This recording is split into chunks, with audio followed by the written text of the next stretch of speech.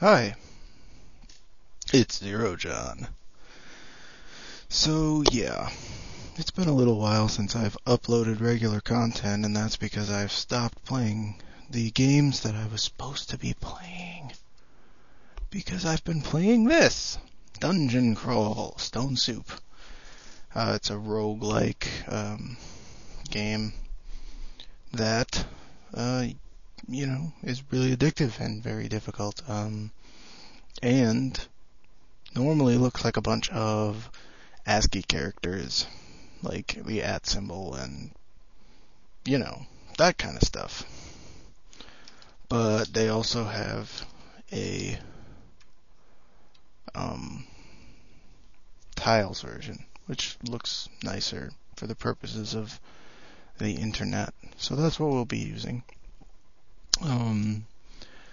So right off the bat, they hit you with the overwhelming complexity of the game, which includes these 23 different races that you can pick. Since I already know what I want to be for the purposes of this video, I'm going to go with Mountain Dwarf. Then you get your 29 class choices. Some of them are grayed out. That doesn't mean you can't choose them. It just means that it's not going to be easy. It's going to be harder to play the grayed out races the grayed out classes with the race you picked. So I'm just going to go fighter. And with a fighter, you can pick which weapon you want to specialize in. Again, the grade ones are still options. They're just more difficult, just because that's basically due to your race. So I'm going to go hand axe. So this is what the game looks like. You just sort of walk around and find things. Monsters, items, and what have you. The goal is to travel through the depths of the dungeon and find the mystical magical orb of Zot, which is guarded quite well at the bottom of the Tower of Zot, which you find somewhere near the bottom of this 27 level dungeon, along with going through several other branches. It's a gigantic game. It's very random. There are random maps for each basically each level of whatever dungeon path you happen to be on. And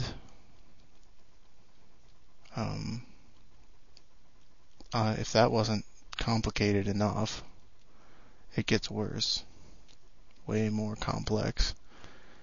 And even if it wasn't that complex, they decided to make it fiendishly difficult. Actually, that's debatable. It's debatable whether or not they really did make it difficult, because, to be fair, really all it takes is knowing what you're doing and being overly cautious, with a little bit of luck thrown in. And I think the luck is really what makes this game so hard. I've reached level 2. So you'll notice I've just been walking around, and the graphics aren't spectacular, obviously, but I've just been walking around and hitting things with my axe and killing them.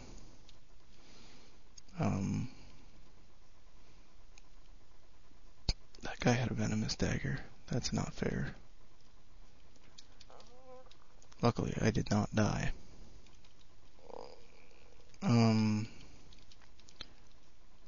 So, basically that's the deal for the beginning part of the game, and the beginning part is really the toughest part for most characters, because you don't have good equipment, and you don't usually have the supplies that you would need to escape from dangerous situations that you will find yourselves in. So more often than not, you will die in the early part of the game, which isn't to say that you can get to a certain part of the game where dying is not a possibility, because it is always very, very real. Now you've noticed, I've sort of been doing this inefficiently. There's a button that you can use to auto-explore, which makes things a lot easier and faster, but I haven't been doing that for the purposes of explaining things. You'll notice that here it says, I'm hungry. Hunger is a very real thing that you have to deal with. You can starve, and starving means death.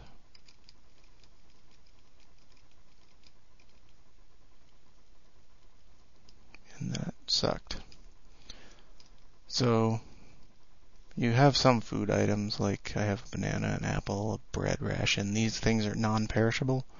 They'll stay around for as long as you don't eat them.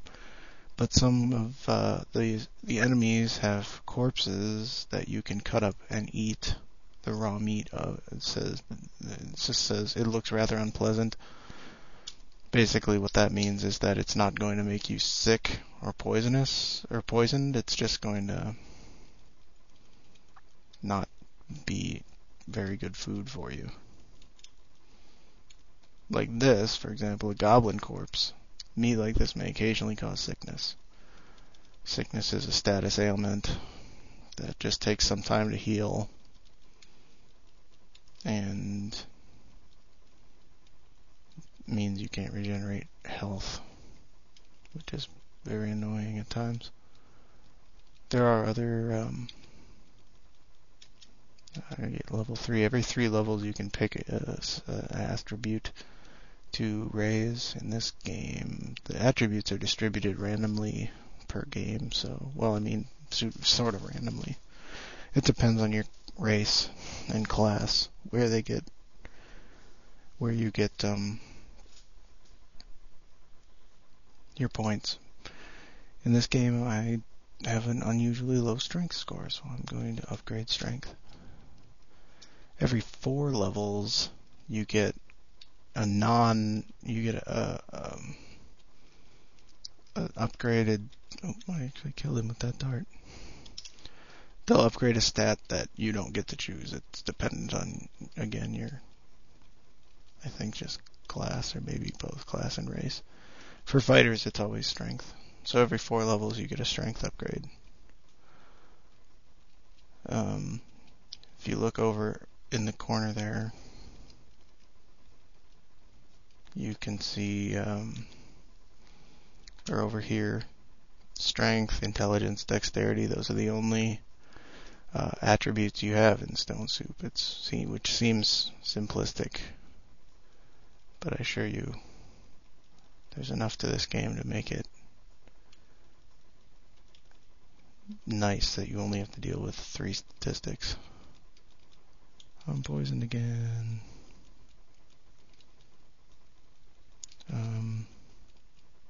Level 4.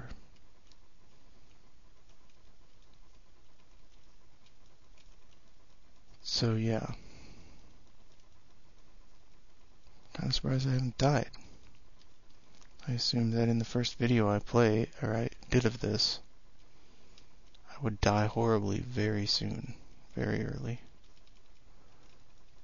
But I've surprised myself. Whoa, a big pool of water with an altar to Trog in the middle of it. Trog is one of the many gods of this game. Most characters are allowed to worship a god. More about that when we get to the Ecumenical Temple. Oops. That guy's already rotten. So is that guy.